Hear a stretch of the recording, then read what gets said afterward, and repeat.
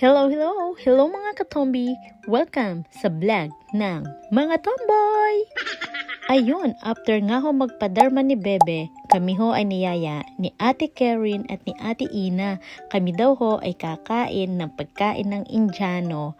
Ay nako, first time ko itong matitikman mga katombi. Dito nga lang ito sa may Champs-Élysées.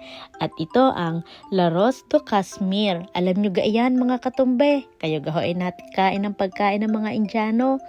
Bali ito nga ho ay restaurant na mga halal Indian at Pakistani cuisine na matatagpuan dito sa Avenue Champs-Élysées.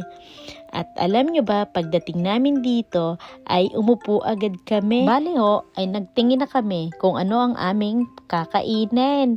Ay Diyos kuro, ay wala talaga ako dining idea. Ang kilala ko lang ay biryani. Palibhasa nga ho ay first time ko. Pero sa totoong buhay, ang sama ho talaga ng lasa ko ng mga oras na ari. Buti na lang kami ay kumain.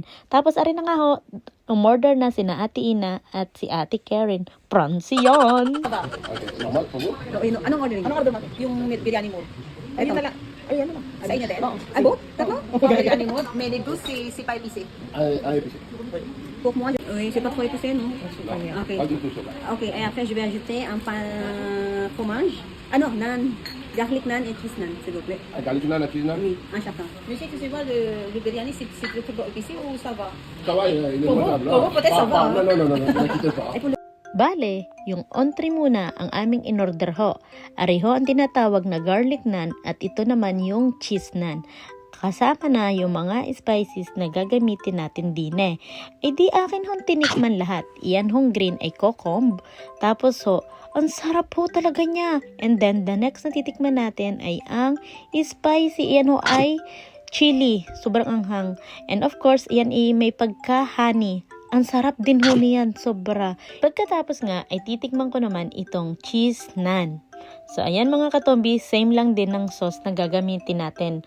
Bale, alam nyo ga, na ariho ay first time ko talaga makatikim ng garne. Aba ang mga ariho tawa ng tawa sa akin, ako'y pinapanood. Palibasa nga ho, ako'y gutom. Ay di ariho, sinamuol ko na. Abay, Diyos ko raw. Ay panalong panalo mga katombi. Siyempre, tatanungin ko din ho ang mga kasama natin kung nagustuhan ba nila ang cheese naan at garlic naan. Abay, ang sabi ay ugali daw hong sarap. O diba? At makalipas nga ho ang ilang minuto ay dumating na ang aming order na biryani. Sa mga oras na rin, gutom na gutom talaga ako mga katombi. Kaya excited na ako matikman ang biryani nila. So, bali ito mga katombi. Akin ang kakainin. May nilagay pala ko dyan sauce. Kasama iyon ng biryani. So, ang flavor na in-order namin ay chicken. At ayun, kumain na nga kami dito mga katombi. Grabe, sobrang sarap ng pagkain nila. At hindi nyo ba alam, naubos ko. Sa sobrang gutom ko, ubos talaga. Pagkatapos nga namin kumain, ay kami ho'y umorder ng chai tea. So ayan, tinatanong ko nga sila kung anong lasa. Sabi nila, ang init sobra. Char! So nakakatuwa lang kasi yung tea nila kulay pink. Diyos mio, hindi nila maintindihan kung ano ho talagang lasa. Pero nung tinikman ko mga katombi, ang nalalasahan ko talaga ay pistache. So first time ko talaga makakain ng pagkain ng mga Indiano at Pakistani. So para sa akin, okay ang pagkain nila, masarap. Kaya ano pang hinihintay ninyo? Subukan nyo na ang pagkain ng mga Indiano at Pakistani. Ayan po ang address. Thank you for watching.